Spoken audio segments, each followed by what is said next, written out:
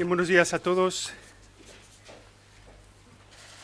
A esta primera rueda de prensa de este curso, aunque no es la primera rueda de prensa de este año, sino que es por lo menos la cuarta, o sea que ya va bien el asunto.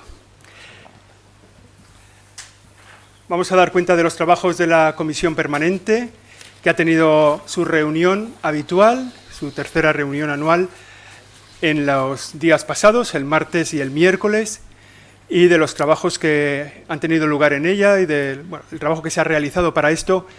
Interviene el secretario general de la Conferencia Episcopal, obispo auxiliar de Valladolid, don Luis Argüello, que también es portavoz de esta conferencia. Buenos días, amigos. Me alegra saludar a quienes estáis aquí presentes en esta sala de la sede de la Conferencia Episcopal, como igual a quienes os estáis haciendo presentes por videoconferencia. La Comisión Permanente, que hemos celebrado en los pasados 29 y 30 de septiembre, ha tenido diversos asuntos, ¿no?, que se contienen en la nota que hemos pasado, en el que fundamentalmente hemos dialogado sobre las líneas de acción pastoral de la conferencia para el próximo quinquenio. El plan de trabajo que tenía la conferencia concluye ahora con en el 2020 y entonces estamos reflexionando sobre las líneas de trabajo de los próximos 5 años, ¿no?, con un acento singular a tratar de responder a dos preguntas, ¿no? Cómo evangelizar en este momento tan singular de la vida social española y también cómo ayudar desde la propia Conferencia Episcopal a las iglesias que peregrinan en España a hacer esta tarea, que es una tarea en fidelidad a la llamada del Señor de siempre, pero en la novedad de la época que nos toca vivir, desde aquellos acentos que el Papa Francisco nos está sugiriendo a todos: hacer un discernimiento como pueblo que camina, un discernimiento en sinodalidad. También esta permanente de septiembre ofrece a los obispos de la Comisión Permanente la propuesta de constitución y distribución del Fondo Común Interdiocesano, así como los presupuestos para el año 2021 de esta conferencia episcopal. Ambos habrán de ser aprobados en la plenaria de noviembre, pero ya la Comisión Permanente ha estudiado y trabajado el borrador de constitución y distribución del Fondo Común, que es aquel dinero que desde la Conferencia Episcopal, sustancialmente el que se recibe de la asignación tributaria, es distribuido entre todas las diócesis españolas siguiendo unos criterios. Pues bien, estos criterios, que están establecidos en sus grandes líneas, pueden matizarse cada año según van cambiando las circunstancias de las diócesis y de la sociedad española en su conjunto. Y esto es lo que ha sido trabajado y aprobado para su paso a la Asamblea Plenaria del Episcopado, así como el presupuesto de las actividades propias de la Conferencia Episcopal Española en todos sus servicios, comisiones episcopales, convocatorias, tareas editoriales, trabajos en definitiva. También esta Comisión Permanente ha podido recibir y estudiar la instrucción pastoral sobre el acompañamiento en la muerte y en el duelo, anuncio de la vida eterna, celebración de exequias e inhumaciones.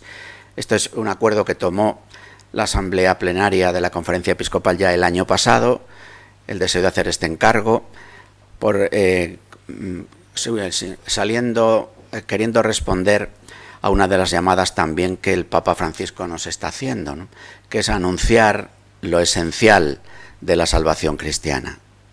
Este anuncio de lo esencial, que ha de ser anunciado como un pregón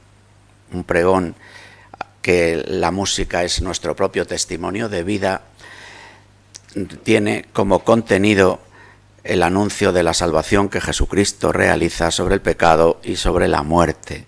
Y veíamos la importancia de este anuncio de la vida eterna en un tiempo antes de pandemia, en el que la realidad de la muerte y las mismas formas de celebrar nuestras propias despedidas pareciera que necesitaban reforzar esta dimensión esencial de la propuesta de la vida cristiana, ¿no?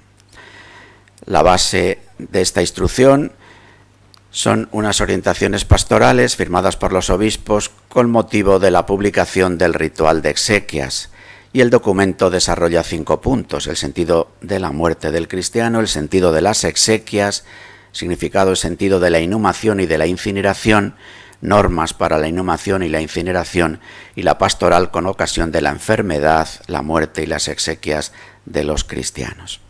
Otros asuntos que en esta permanente han sido tratados y aprobados ha sido el orden del día de la Asamblea Plenaria a celebrar los próximos 16 al 20 de noviembre. En estas circunstancias, además de aprobar el orden del día, hemos tenido que plantearnos también la logística, ¿no?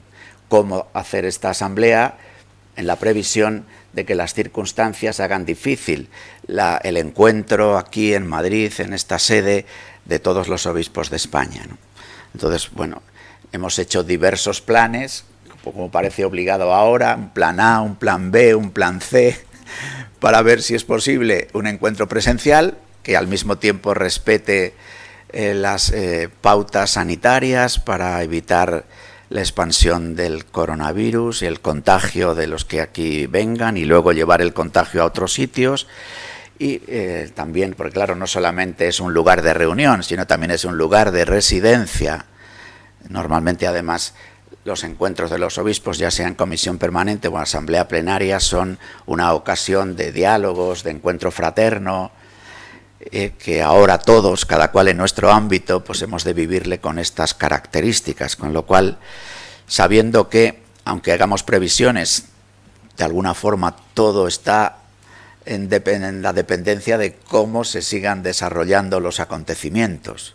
Podemos hacer una previsión y luego resultar que esa previsión es inviable. De todas formas, estos meses nos van haciendo a todos expertos en videoconferencias, que aunque lógicamente no es lo mismo para lo que una asamblea de estas características quiere ser, en todo caso podría ser un mal menor en el supuesto de que el encuentro presencial fuera inviable. También la comisión permanente hace a la asamblea plenaria la propuesta del nombramiento de vicesecretario para Asuntos Económicos, puesto que el actual nombramiento concluye su plazo también en el noviembre próximo. Entonces es necesaria hacer una propuesta y una renovación del nombramiento de vicesecretario de Asuntos Económicos, ¿no? Otros nombramientos que se han hecho han sido los que tienen ahí en el listado que creo que les hemos entregado. La permanente ha autorizado los siguientes nombramientos de la Subcomisión Episcopal para las Migraciones y Movilidad Humana, de José Emilio Rodríguez Amador, laico de Granada, para director del Departamento de la Pastoral Gitana de la Conferencia Episcopal Española. Don Ramón Caamaño, sacerdote de la Archidiócesis de Santiago de Compostela, como director del Departamento del Apostolado del Mar de esta conferencia. Y don Ferran Jarabo, sacerdote de la Diócesis de Gerona, delegado nacional de las Misiones Católicas de Lengua Española en Alemania. Otros nombramientos, el de Juan Martínez Sáez, como director del Fondo Nueva Evangelización, Jesús Robledo García, viceconsiliario de la Asociación Católica de Propagandistas, Eugenio Díaz Melero, consiliario del Movimiento de Acción Católica, Juventud Obrera Cristiana, JOC, don Pedro José Caballero, laico de la Diócesis de Toledo, renovado como presidente nacional de la Confederación Católica Nacional de Padres de Familia y Padres de Alumnos, CONCAPA. Doña Clara Manuela Fernández Merino, laica de la Diócesis de Palencia, como presidenta de la JEC, de la Juventud Estudiante Católica. Don Carlos Raimundo Córdoba, laico de esta Archidiócesis de Madrid, como presidente de la Asociación Obra de Cooperación Apostólica Seglar Hispanoamericana, OCASA. También en la comisión permanente, como es lógico, los obispos dialogan sobre las situaciones que estamos viviendo, ¿no? Y al hilo de ese diálogo, sin que tenga la característica de una nota oficial, puesto que no la hemos elaborado, pero sí me gustaría compartir a título de portavoz de la conferencia, insistiendo en que no se trata de una nota oficial, pero sí de una reflexión sobre el momento que estamos viviendo, porque la situación que vivimos nos parece preocupante, muy preocupante. La pandemia, como no, y sus consecuencias sanitarias, sociales, económicas, que están afectándonos a todos, pero todos sabemos bien que lo hace de manera diferenciada esta afectación por las circunstancias en las que tantas personas viven. En medio de esta situación, constantemente se nos convoca por responsables políticos y sociales a la unidad y, sin embargo, son lanzadas al camino muchas piedras de división, lo cual provoca una perplejidad. Desde el principio de la pandemia, el eslogan oficial es juntos, unidos. Y luego al mismo tiempo observamos estas piedras de división lanzadas al camino de nuestra andadura común como sociedad. Nos parece que es momento de apelar a la responsabilidad de todos los ciudadanos en los pequeños gestos de cuidado mutuo para contribuir a detener la expansión del coronavirus y también en salir al paso de cualquier estrategia de enfrentamiento. Por ello son de agradecer los esfuerzos por el diálogo y el acuerdo, por ejemplo, los de empresarios y trabajadores, o los realizados en la Unión Europea.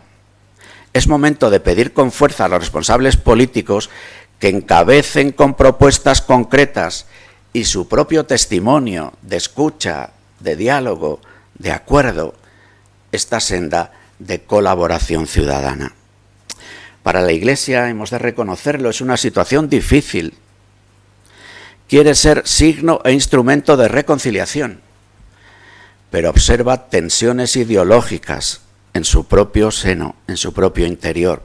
Y tampoco puede mirar hacia otro lado cuando se ponen en juego en la plaza pública la dignidad de la vida humana, o la libertad de enseñanza, o la suerte de los temporeros inmigrantes, o la situación de las residencias de mayores y de las familias más afectadas por la crisis. ¿Cómo ser al mismo tiempo signo de reconciliación y comunión?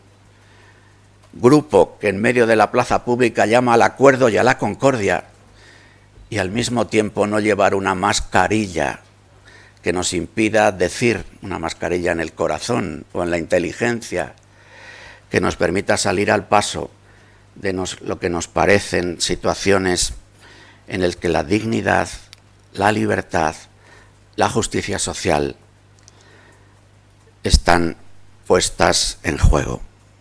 Nos parece grave, sobre todo en la actual situación que reclama unidad, que se quiera hacer una enmienda a la totalidad de la transición democrática, especialmente en lo que tuvo de concordia, reconciliación y mirada hacia adelante. Por ello hacemos un llamamiento al pueblo católico y a todos los ciudadanos que quieran escucharnos a ejercer con responsabilidad cívica y el cuidado mutuo con el espíritu de generosidad, concordia y amistad civil que brotan de la fraternidad que profesamos al invocar a un Padre común. Estoy a su disposición para poder responder a las preguntas que quieran realizarme respecto a esta comisión permanente. Sí, traemos micrófono aquí adelante. Primero Laura. También a los que estáis, Jesús, Rubén, os daremos paso poco a poco. Laura Daniel. Buenos días. Esta semana hemos conocido las enmiendas que han hecho los grupos parlamentarios al proyecto de ley de modificación de la LOE, ¿no? La LOMLOE, ¿no? Bueno, quería saber un poco qué le habían parecido las propuestas que ha presentado el articulado de la ley PSOE y Podemos.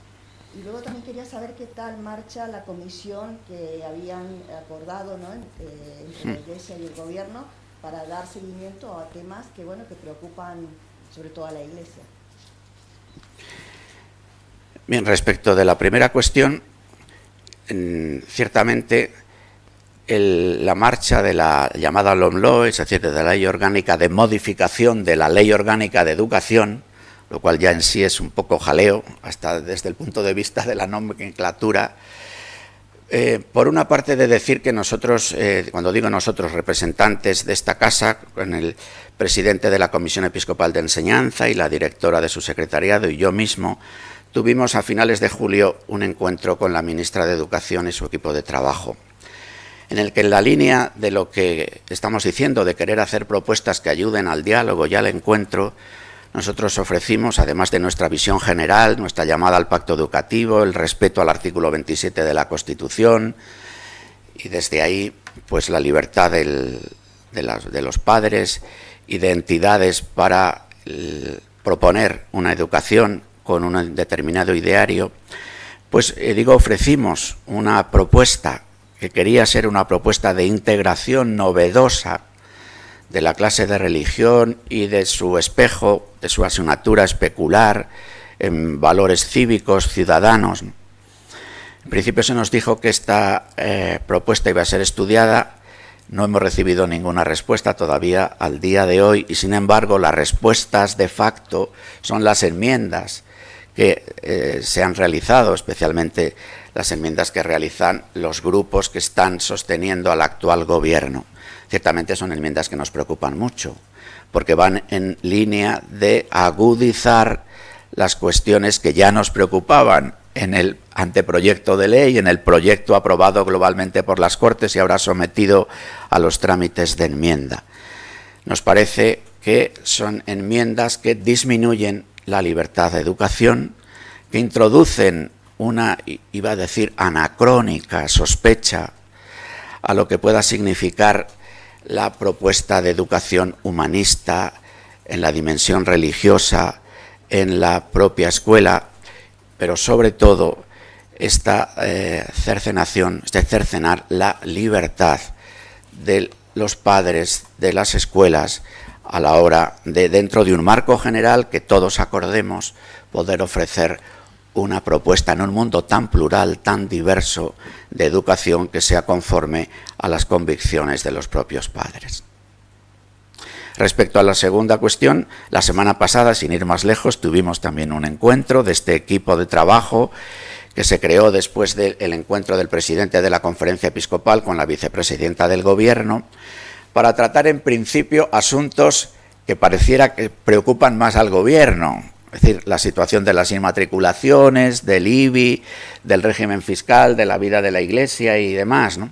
Nosotros en esta reunión, además de hacer un calendario de trabajo para abordar estas cuestiones, también expresamos nuestra preocupación por otros asuntos, en concreto por lo que recientemente aprobado el proyecto de ley sobre eutanasia. También expresamos que no habíamos recibido respuesta sobre nuestra propuesta referida a la ley de educación y también mostramos nuestra preocupación por la llamada ley de memoria democrática. Así lo hicimos, pero el equipo de trabajo que fundamentalmente está creado para tratar los asuntos más jurídicos, económicos y patrimoniales, pues va caminando y abordando las cuestiones que, como suele ocurrir casi siempre en el ámbito del equipo de trabajo, resuenan con menos fuerza de lo que aparecen a veces en los medios de comunicación. Vale, Laura Ramírez tenía aquí una pregunta.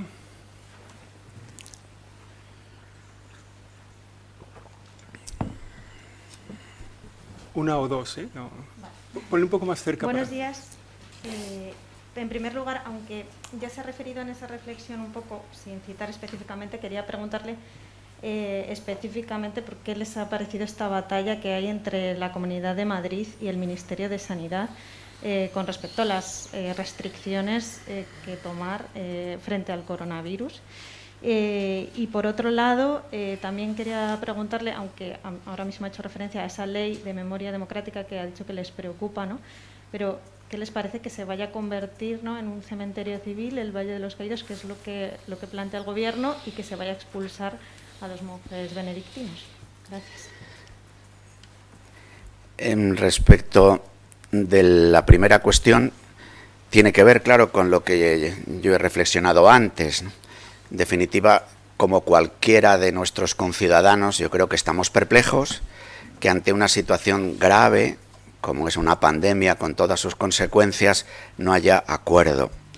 Yo creo que esto tiene que ver con algo que a lo largo de estos meses ha ido apareciendo, es la creación de verdaderos equipos de profesionales del mundo de la salud, de la epidemiología, que asesoren a nuestros gobernantes y que tengan una palabra de autoridad, aun reconociendo que la decisión en asuntos graves referidos a la movilidad, referidos a libertades básicas de una vida en común, pues claro, las decisiones las tienen que tomar nuestras instituciones políticas. Pero pareciera importante que en esta cuestión de la epidemia o de la pandemia, la opinión de equipos científicos independientes, médicos sanitarios, tuvieran una voz más grande. En todo caso, cómo no aprovechar la ocasión para pedir a los responsables políticos que, iba a decir, por favor,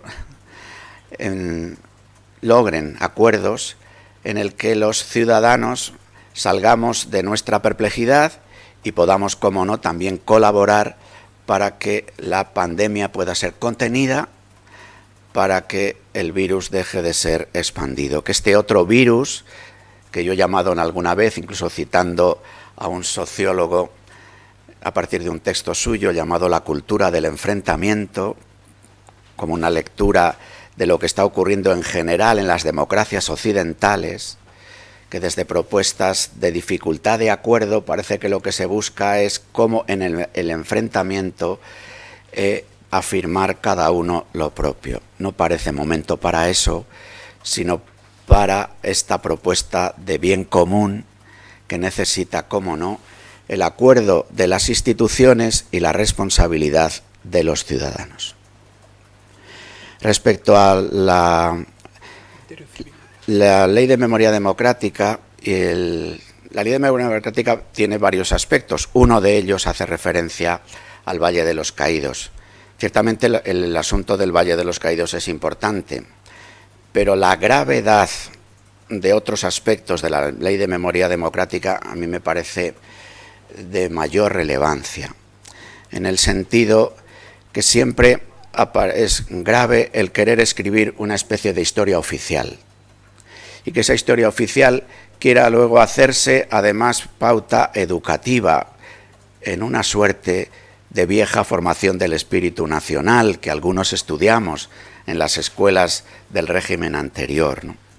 Entonces, en este aspecto hay, yo creo, una preocupación grande y lo que supone, de alguna forma, de enmienda de algunos aspectos centrales del acuerdo de la transición democrática. Yo en aquella época, en los años 70, estaba cercano a una organización de la época, ustedes son muy jóvenes, perdón, pero que era la Junta Democrática. La Junta Democrática que estaba fundamentalmente encabezada por el Partido Comunista de España. La Junta Democrática gritaba por las calles amnistía y reconciliación. Amnistía y reconciliación. En realidad, lo de la amnistía era más largo. Era libertad, amnistía y estatuto de autonomía. Pero el corazón de la propuesta era una propuesta de reconciliación, de mirar hacia adelante, de caer en la cuenta de las responsabilidades históricas de unos y otros. Desde luego, haciendo en la propia transición democrática una enmienda a la totalidad al régimen anterior, haciendo una propuesta de constitución democrática, pero desde ahí mirando hacia adelante. También resulta en cierto modo anacrónico hablar de cementerios civiles. La legislación española desde 1978 ya habla de los cementerios cuya, digamos, responsabilidad se encomienda a los ayuntamientos, que son los que tienen la responsabilidad de ofrecer espacios para enterrar a los muertos. Una propuesta en el que es verdad que en ese momento de España la mayoría de los cementerios eran cementerios parroquiales. Pero en la nueva situación, los cementerios parroquiales, de hecho ya ocurría antes, son cementerios en los que se acogen a todos los que quieren ser enterrados. De hecho, en el ritual en el que se acompaña al enterramiento de alguien, se bendice la tumba de quien quiere que la tumba sea bendecida. Con lo cual, en un cementerio, pues están enterrados creyentes y no creyentes, personas que tienen una dimensión, una comprensión de la vida de una forma o de otra. en ese sentido, la vieja distinción entre cementerios civiles y no civiles, lo que por ejemplo describió un autor recientemente fallecido de Ávila, pero residiendo en Valladolid, José Jiménez Lozano, que escribió un libro sobre los cementerios civiles, que en realidad eran los corralitos que estaban al lado de los cementerios católicos. Eso afortunadamente es una cuestión superada. En la práctica habitual de nuestros conciudadanos, de la vida normal de todos nosotros. De hecho, en España muchísimos de los cementerios parroquiales están cedidos en su gestión a las administraciones locales, a los municipios, en los diversos lugares. Nosotros, como no, respecto al valle en su conjunto, creemos que la cruz es un signo de reconciliación, que la cruz es el lugar donde murió una víctima, que la cruz habla de reconciliación.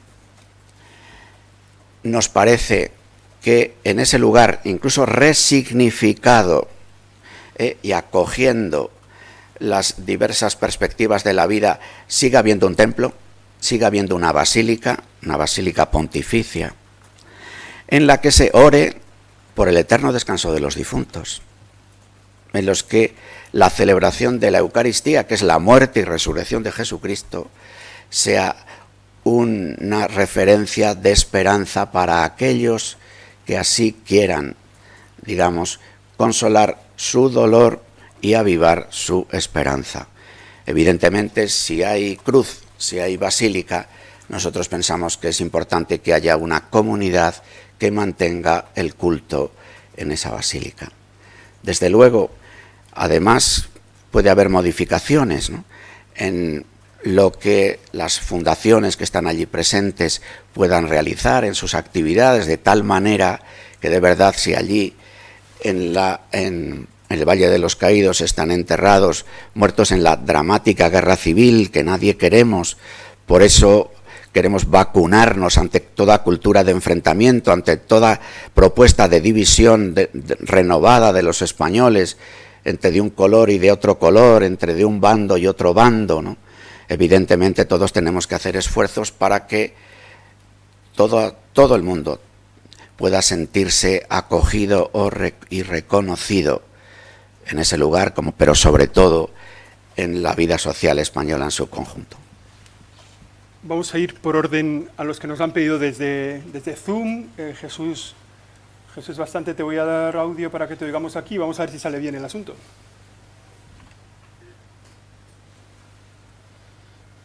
A ver, le estoy dando y desdando yo. Tengo yo la culpa, ¿vale? Ahora sí. Estupendo, muy buenos días y gracias, me alegro de veros bien a todos. Dos preguntas rápidas. Una, respecto a la reunión esta que hemos tenido con el gobierno, en la que no se nos ha dado, no se nos dijo que se había celebrado. ¿Ha habido algún tipo de avance en el tema de inmatriculaciones IBI? Luego una cosa que he querido escucharle, Luis, sobre la propia división dentro de la Iglesia, en esa reflexión que ha hecho a nivel oficial, quería que nos lo abundara un poquito. Y luego una mínima, dos mínimas cositas. Una, dicen en la nota que algunos han sido presenciales y otros abiertos telemáticos. Podemos saber qué obispos han estado de forma presencial y no en la permanente. Y en el nombramiento de vicesecretario, ¿hay alguna sorpresa o se ha propuesto la repetición, la renovación de Fernando Jiménez Barragán? Gracias. Eso es una entrevista casi, ¿no? Prácticamente. Sí. Entonces, vamos a ver si me acuerdo. Empiezo por lo último, que es lo más fácil. Aunque es una propuesta para hacer a la plenaria, yo sí que puedo decir que no ha habido sorpresa, Jesús, no ha habido sorpresa. Respecto de la entrevista, el encuentro de la semana pasada en el Ministerio de la Presidencia del Gobierno forma parte ya de un ritmo de encuentros de trabajo, y después de haber definido en un primer encuentro quién iban a ser los miembros de ese equipo de trabajo, lo que hemos hecho en esta es hacer un calendario de estos encuentros y los temas que iban a ser tratados en ese calendario, puesto que el grupo de trabajo puede variar en función de los asuntos que se toquen. Entonces, han sido planteados los asuntos a los que has hecho referencia, de inmatriculaciones y de IBI. De alguna forma hemos recibido como una impresión general. Yo ya he hecho un comentario anterior diciendo que, entrando ya en los asuntos, las diferencias o las dificultades no aparecen tan graves como podrían aparecer en otros titulares, pero no están todavía abordados, sino que han de ser abordados. En el mes de octubre tendremos ya otro encuentro, un encuentro ya específico con orden del día sobre uno de estos asuntos a los que has mencionado. Y respecto a la cuestión interna, yo creo que siempre, no ahora, en la vida de la Iglesia, como quizás puede ocurrir en otro grupo, se produce una tensión, en el caso nuestro, hablo ahora de la Iglesia, entre la fe y la ideología. Es decir, que las personas que somos creyentes, además tengamos nuestra mirada sobre la realidad, y en esa mirada sobre la realidad tengamos planteamientos sobre la economía, sobre la política, que sean diferentes en cuanto a las reglas a poner en práctica para organizar el común en la economía y en la política, pues eso es legítimo. Es decir, que en la Iglesia formamos parte de ella personas que tenemos perspectivas ideológicas diferentes. ¿Cuál es el problema? Cuando la fe se quiere poner al servicio de la ideología. Y en ese sentido, yo creo que esa situación provoca tensiones interiores en la comunidad cristiana. Siempre es lógico que haya tensiones en una vida en común, y sobre todo cuando se trata de enjuiciar la realidad que nos rodea y poner en marcha prácticas. Pero sí, la referencia de la que partimos, la mirada que hacemos a lo real, está iluminada por la fe. El espíritu de comunidad cristiana, de diálogo, de escucha, de comprensión, de fraternidad, los principios de la doctrina social de la Iglesia nos inspiran. Es posible el acuerdo aún desde posiciones diferentes. Cuando está la ideología puesta por delante, pues entonces al servicio de los propios intereses o de las propias perspectivas ideológicas se puede provocar en el interior de la propia comunidad cristiana una tensión que vaya más allá de lo habitual o de lo reconocible, incluso como bueno. Esa es un poco la cuestión. Y en este sentido, cuando en la propia vida española, yo creo que como consecuencia de esta lógica de enfrentamiento que se está cultivando de determinados ambientes, pues se produce un efecto de acción-reacción que no nos hace nada bien.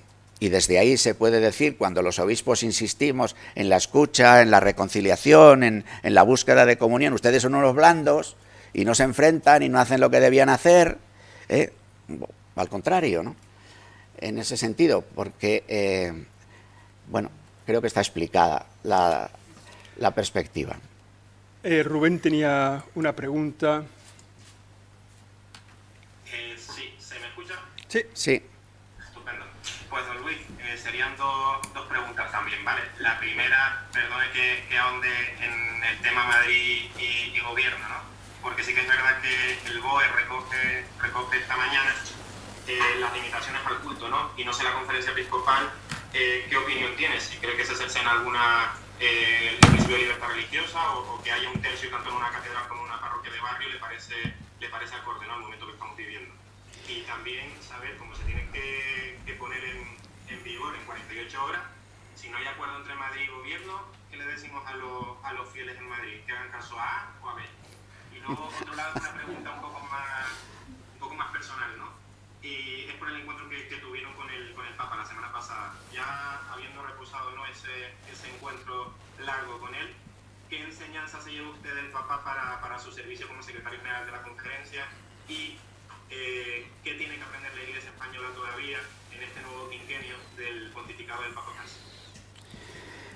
Bueno, respecto de lo primero, la Iglesia en todo este tiempo de pandemia ha expresado su deseo de colaborar para que el coronavirus no se extienda. Desde esa colaboración, nosotros creemos que para la comunidad católica la participación en la Eucaristía es algo esencial. Y desde ahí queremos conjugar cómo poder vivir el que la Eucaristía se celebre y que pueda haber una participación del pueblo católico en la medida de lo posible, pero al mismo tiempo teniendo en cuenta las reglas sanitarias. A nosotros, en principio, nos parece más adecuado un criterio de proporcionalidad, es decir, 1/3, que lo que, por ejemplo, vivimos en Valladolid, que es el decir, en todos los templos, desde la Catedral de Valladolid, en el que pueden caber 1000 personas, hasta una capilla de unas monjas contemplativas, en el que pueden caber 30 personas, que en todas se dijera 25. Entonces nosotros el criterio de la proporcionalidad nos parece más adecuado.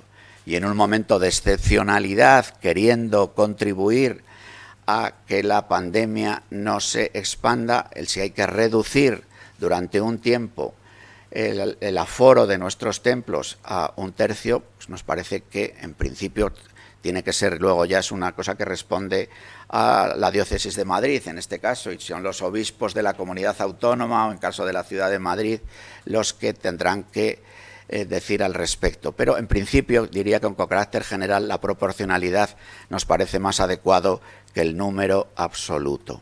Luego el otro es un problema jurídico que se va a plantear y yo me imagino que habrá algún recurso y que los tribunales tendrán que pronunciarse sobre el vigor de la orden ministerial, su eficacia y en qué medida afecta a la comunidad autónoma o no. Una vez más es una pena la falta de acuerdo y seguramente también una vez más tengan que ser los tribunales los que resuelvan la cuestión. Hombre, para mí la visita a Roma y singularmente el encuentro con el Papa Francisco ha supuesto una experiencia como creyente y como obispo de la Iglesia singular, ¿no?, que me ha resultado extraordinariamente enriquecedora. El diálogo con el Papa Francisco y el diálogo con muchos de sus colaboradores, pero singularmente el diálogo con el Papa Francisco.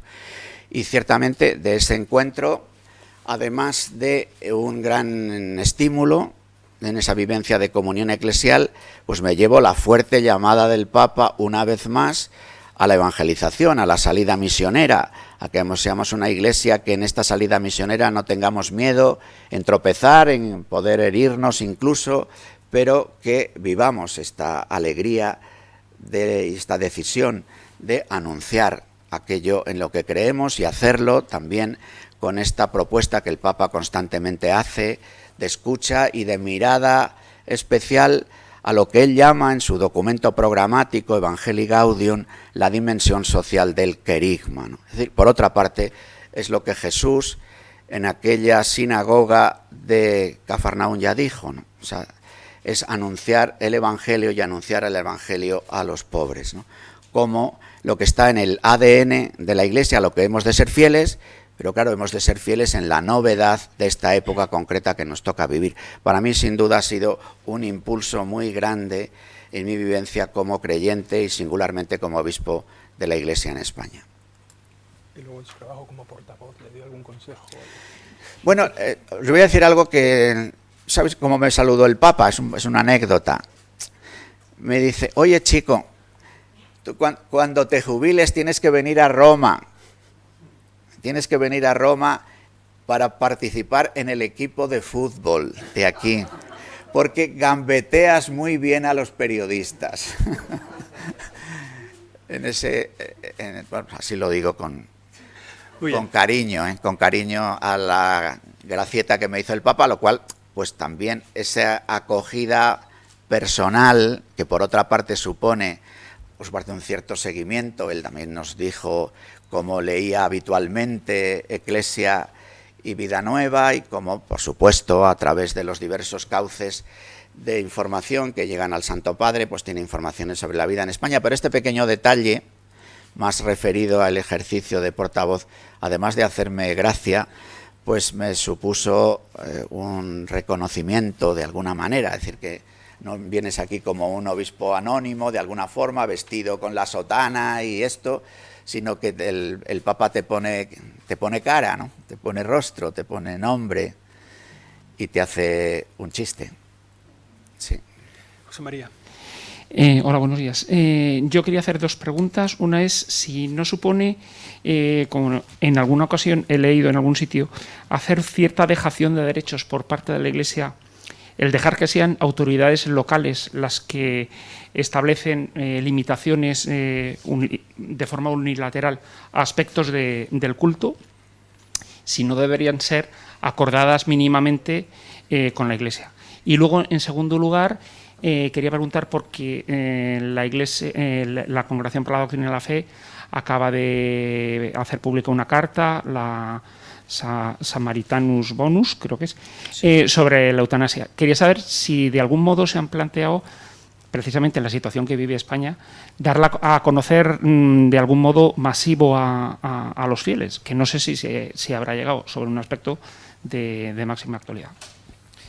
Sí, respecto de lo primero, se plantea una cuestión habitual en nuestras sociedades actuales, que es la presencia de la Iglesia, que está en una sociedad que se organiza, ¿no? Y como por una parte la Iglesia tiene que reclamar sus derechos, ya he hecho yo referencia antes a lo que nosotros consideramos como ciudadanos que para los creyentes es algo esencial, la participación en la Eucaristía, y por otra parte el reconocer también que hemos de tener en cuenta pues los consejos, que son algo más que consejos, las recomendaciones fuertes y directas que se nos dan para no contribuir al contagio. Yo creo que en esto, en el conjunto de la vida de la Iglesia española, el comportamiento en estos meses ha sido ejemplar. Uno va a un templo, ve en los lugares señalados, se ofrece hidrogel a la puerta, se insiste en las diversas formas de trabajar y seguro que podemos también mejorarlo, ¿no? Evidentemente, el poder dialogar las cosas de manera previa podría hacerse. En todo este tiempo nosotros no hemos dejado de hacer llegar nuestros propios criterios, ¿no? Ya he dicho antes el referido a la proporcionalidad y no al de un número absoluto, el componente esencial, es decir, lo que seguramente la situación que vivimos en algunos lugares de cierre total o de incluso de intervención de la policía para parar alguna celebración litúrgica y demás, ni nos pareció bien entonces, ni desde luego nos parecería bien ahora. Sí que queremos poder afirmar este derecho fundamental, pero queremos ejercerle en la prudencia de una ciudadanía responsable que sabe que debe de contribuir como ejercicio del propio amor que queremos celebrar y acoger en la Eucaristía. Tenemos que vivir esto de manera responsable para no contribuir a la expansión del virus. Entonces, en esta tensión hemos de vivirlo, sabiendo que los dos polos de la tensión son legítimos, el de la reivindicación de un derecho fundamental y el de la responsabilidad cívica para no contribuir al contagio y a la expansión de la pandemia. Ciertamente el texto de la Congregación para la Doctrina de la Fe resuena de una forma especial en España, puesto que estamos en este momento, ¿no?, del debate sobre la ley de eutanasia. No ha sido un documento pensado solo para España, aunque ya ha salido ahí. Los documentos de la Congregación tardan tiempo en valorarse y sí que tratan de responder a una inercia que se va viendo en determinadas democracias occidentales, que pareciera que el ensanchar los derechos tenga que ver con hacer un ejercicio ciego de la propia libertad individual, que sin embargo se ve solo en determinados aspectos, porque defensores a ultranza de la libertad individual en un campo, sin embargo no la defienden en otro, y hablan de la necesidad de la interdependencia. Por ejemplo, la propia pandemia nos está haciendo caer en la cuenta de lo interdependientes que somos, y que por tanto nuestra existencia y el ejercicio de nuestra propia libertad no se puede leer solo en una clave individualista. Pero sobre todo, es que parece muy paradójico afirmar un derecho y que esa misma afirmación de un derecho suponga la supresión de la persona que es titular de ese derecho. Nosotros hicimos una nota, como saben, en la que hicimos un alegato en favor de los cuidados paliativos, pero sobre todo un alegato en favor de la dignidad de la vida humana. A nosotros la buena muerte no solo no nos asusta, sino que es algo que pedimos. Forma parte de la gran tradición de la Iglesia el pedir una buena muerte. Incluso consideramos a San José patrono de la buena muerte. Hacemos esta oración pidiendo una buena muerte. pero pensamos que una buena muerte tiene mucho más con la cercanía de personas que acompañan hasta el último momento, con la posibilidad de aminorar o suprimir los sufrimientos a través de los cuidados paliativos, con el acompañamiento de la propia dimensión espiritualidad y espiritual y de la esperanza cristiana ante la muerte. Claro que sí, ¿cómo no pedir una buena muerte? ¿Cómo no querer abordar esta situación tan nueva ante el alargamiento de la vida, que son las enfermedades que parecen incurables, las degenerativas?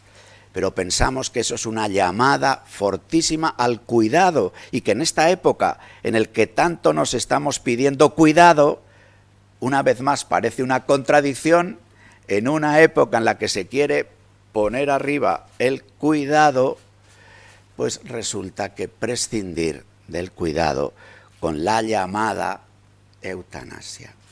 Eutanasia activa que provoca decididamente la muerte. La difusión del documento que hizo la Conferencia Episcopal Española, Sembradores de Esperanza, la difusión de la instrucción de la Congregación para la Doctrina de la Fe nos parece importante, y es verdad que seguramente no basta con decir está colgada en la red, sino que ya hay las comunidades cristianas, las parroquias, las escuelas, todos deberemos hacer un esfuerzo porque al menos la reflexión que hace la Iglesia iluminada por el Evangelio y por su propia fe, esperanza y caridad, es buena poderla conocer.